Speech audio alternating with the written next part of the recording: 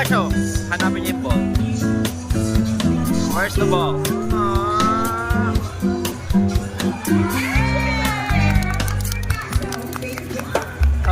Sabi niya, nakita ko kasi.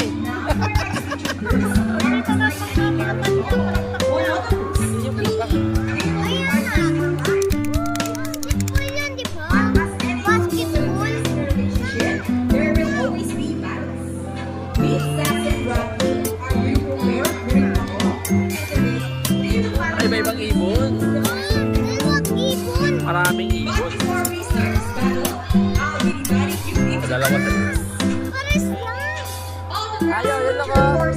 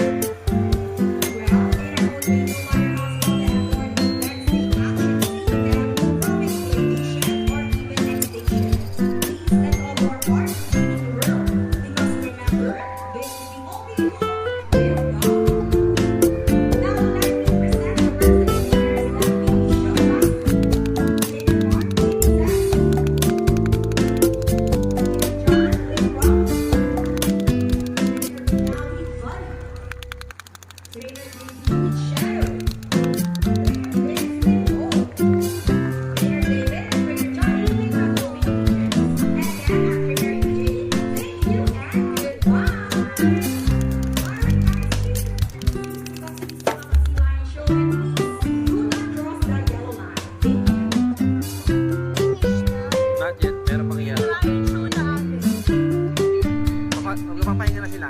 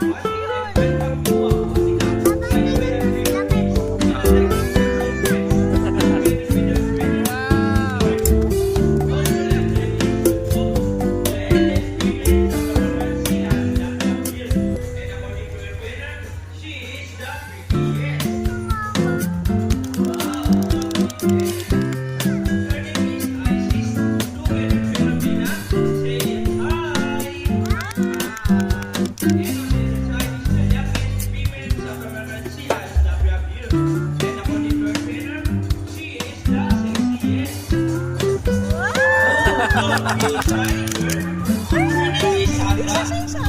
with your mommy, Kylie, say hello. Now let's continue. So guys, do you have any idea whether it was fit or whether to get married naman? Any idea? Do they have feathers? Well, let's ask them. Hey ladies, do you have feathers? The answer is no. It's actually because of their front flippers, which are shaped like a bird's wing. See those? The term Philippines can also be translated as wing footed. Since their flippers do look somewhat like wings. In fact, they appear to be flying underwater as they swim from place to place, right, children? And if you know, they're often mistaken like seals because they look birds alike. But the differences between seal and sea lions is the fact that they are bigger, broad flippers. And they can also turn their back flippers, something seals cannot do. As a result, they can walk upright while on land. And that's the final And you know what guys? They have this long and flexible neck. How flexible? Well, check this out. Wow. So flexible, right? Round of applause for Sheila and friends. And as you can see, their body is covered with a thick coat of short coarse hair. And their whiskers help the sea lion sense of touch. They contain nerves, fibers, which make them sensitive. Ooh, nice man. They may also use their whiskers to aid in navigation or to detect vibration from within the water. And their small externals give them a good sense of hearing, both above and below the water surface. Sea lions, like many marine mammals, can see with both above and underwater. And their keen eyes like bats, no color vision. In the wild, they have a water short, land-walking in sweet life, and have a feathers for rocky beaches. They have legs in sand and sea, which can easily scale. Rocky lips can be from all flippers. Galing yun. Now, let's talk about their bigger relation. Start with ISIS. Start with the ends. Flight ni SSS naman na.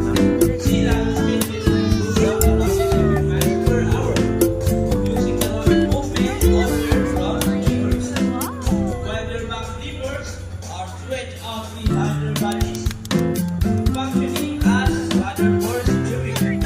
And that's the normal swim. Nice and easy. Thank you so much, Isis and Ferdinand.